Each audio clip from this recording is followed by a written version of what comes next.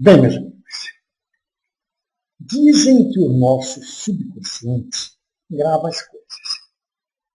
Interessante que neste sábado, fim de noite, eu vi uma manchete sobre alguma revolta, qualquer coisa assim, na China. Confesso que não dei muita atenção, porque eu não ligo muito para notícias internacionais, até por falta de tempo. Por volta de 17, 18 horas ou mais, eu me dedico a notícias nacionais, até por falta de tempo. E por falta de interesse também.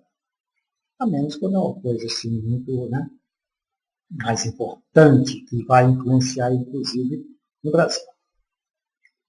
Mas, como eu fiz alguns comentários, meu comentário anterior foi sobre revolta do povo, que vai para as ruas, essas coisas. Talvez isso tenha ficado no meu subconsciente. E logo que eu acordei, por volta de 3 da manhã, eu lembrei que 88, 89 mais ou menos, quando na China houve aquele rapaz, na época diziam que era um garoto, ele tomou a frente de um tanque, sozinho, ou melhor, de vários tanques, só que havia evidentemente um na frente, ficou à frente. Isto para evitar que os tanques atacassem a força que estava querendo a reforma política da China. E o governo, evidentemente, não queria, o governo chinês, E isso me lembrou, esse rapaz, à frente, que ele impediu que o povo fosse, digamos, massacrado. Se tornou um herói nacional, mas vocês verão o que aconteceu com ele no fim da minha fala, em vídeo também. É uma matéria, uma reportagem da Fantástico. Mas vocês que estão indo para as ruas brigar por uma causa totalmente diferente, porque lá na China, como eu disse, eles estavam querendo evitar a reforma política, ao passo que nós aqui estamos querendo a reforma política. Então, vocês que estão nas ruas, leiam. A primeira coisa que eu li hoje, eu fui consultar os meus trabalhos lá no Jus Brasil, as minhas publicações. Então, eu vi lá uma publicação da Thaisa Matos. O título é Mais Amor, por Favor. Leiam a matéria completa. E nas minhas andanças por páginas por aí, em vários jornais, Estadão, e daí diante, eu li também o após derrota, PSDB ganha rótulo de antidemocrático. Em seguida, isso foi no Correio do Brasil. Tem um link aí para eles, tá? Em seguida, eu li outras coisas e dei outra. FHC rejeita a proposta de diálogo feita por Dilma. Isto foi no Brasil 247. Também tem um link. Vejam. Muitas mídias grandes, principalmente mídias digitais, estão já ficando, não vou dizer contra, mas a favor da Dilma. Não contra o PSDB, mas a favor da coerência, que é esta coerência que eu comentei ontem. É muito interessante. Quando nós lutamos, sim, por uma causa justa. Aí, eu sou baderneiro por natureza. Baderneiro no bom sentido, mas eu sou por natureza.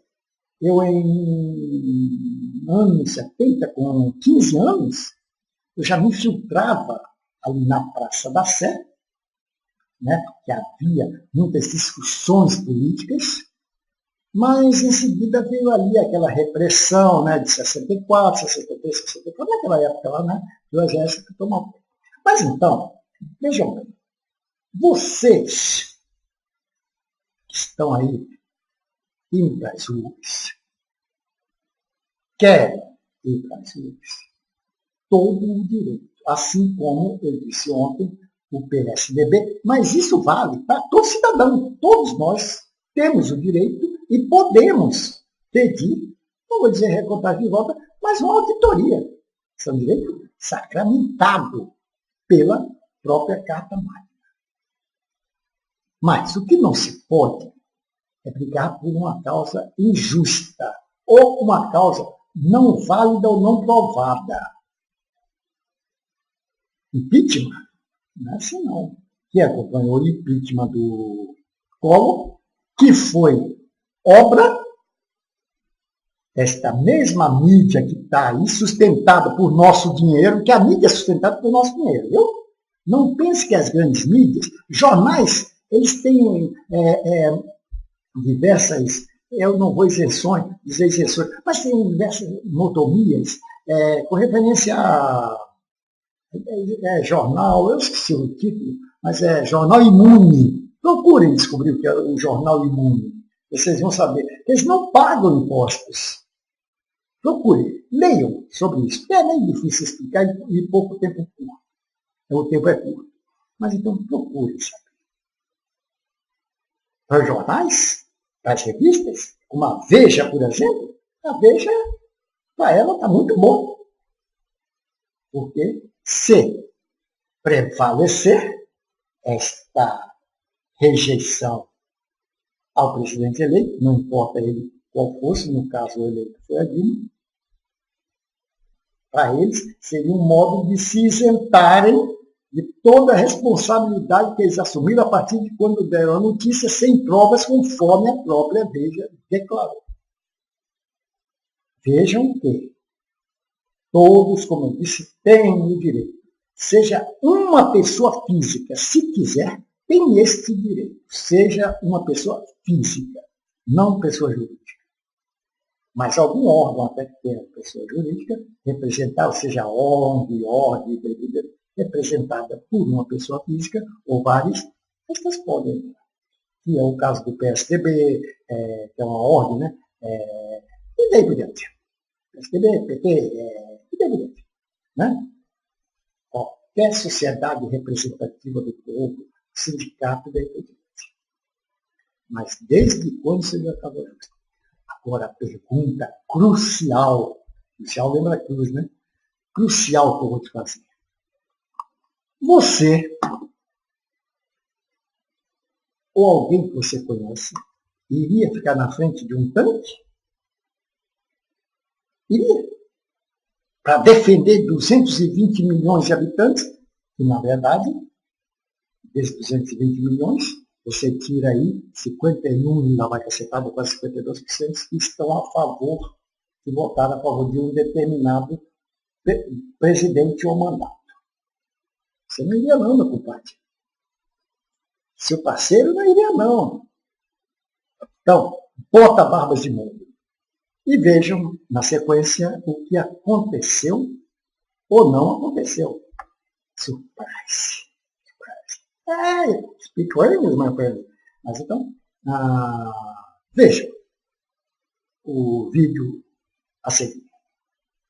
Amanhã sangue novo, sem medo da verdade. É impossível vir a Pequim e não falar de uma cena inesquecível. Um ícone do século XX. Afinal, quem era o rebelde que desafiou uma coluna de tanques do exército chinês quase 20 anos atrás na Praça da Paz Celestial? Praça da Paz Celestial, coração de Pequim. Tiananmen é a maior praça do mundo. Do portão que leva para a cidade proibida, Mao Tse-tung e câmeras vigiam quem passa. O gigantismo do lugar, a ausência de árvores e o clima devastador parecem cumprir um objetivo. Impossível um indivíduo não se sentir pequeno aqui. Em junho de 89, quase 20 anos atrás, o coletivo ocupou o lugar. Milhares de estudantes pediam reformas políticas. Muitos acabaram assassinados pelo exército. Não existe um número oficial de mortos. Fala-se em 1.000 a 7.000 vítimas. No dia seguinte ao massacre, uma coluna de tanques descia a Avenida Chang'an, que corta Pequim. A um quarteirão de Tiananmen, ele já esperava, sozinho, uma sacola em cada mão. primeiro tanque para. Ele faz um gesto com a mão direita como quem diz, dá meia volta. O tanque tenta desviar, não consegue. O piloto desiste e desliga o motor. O homem sobe no tanque, quer conversar. Naquele momento, a imagem já era histórica, inesquecível. Do mesmo jeito que entrou para a história, o homem anônimo desapareceu e nunca mais foi visto. Até hoje não se sabe de onde ele veio, nem para onde foi. A falta de informações e o sumiço misterioso levantam uma onda de teorias sobre o paradeiro do jovem que desafiou os tanques do exército chinês. Esses dois professores que encontramos em Pequim viveram aquele período. Um deles estava na praça durante os protestos. Os dois acreditam que o rebelde está vivo. Depois do incidente, as universidades interrogaram os alunos para identificar os envolvidos. Se o rebelde tivesse sido preso ou morto, o meio estudantil saberia. Outra testemunha do massacre foi a jornalista Jan Wong, canadense de origem chinesa. Ela estava numa das varandas deste hotel de onde foram feitas as imagens históricas. Wong também acredita que o homem não morreu nem foi preso. Da janela viu quando duas pessoas pegaram o rebelde pelos braços e desapareceram com ele no meio da multidão. Um ano depois dos protestos, ela apurou que o governo chinês ainda procurava o homem. Provar que ele estava vivo seria excelente como estratégia de propaganda, diz ela. Jan Wong só acha curioso que ninguém se lembre do piloto do tanque. Ele tinha permissão, mas não atropelou o rebelde. Esse eu tenho certeza de que o governo chinês sabe quem é, diz ela. Semana passada, um jornal de Pequim quebrou um tabu e publicou pela primeira vez uma foto dos acontecimentos. Mas a edição foi recolhida das bancas por ordem do governo. O rebelde e o piloto do tanque, dois chineses em lados opostos. Dois anônimos que se tornaram símbolos de uma época. Uma ferida aberta até hoje, como tantas outras na China.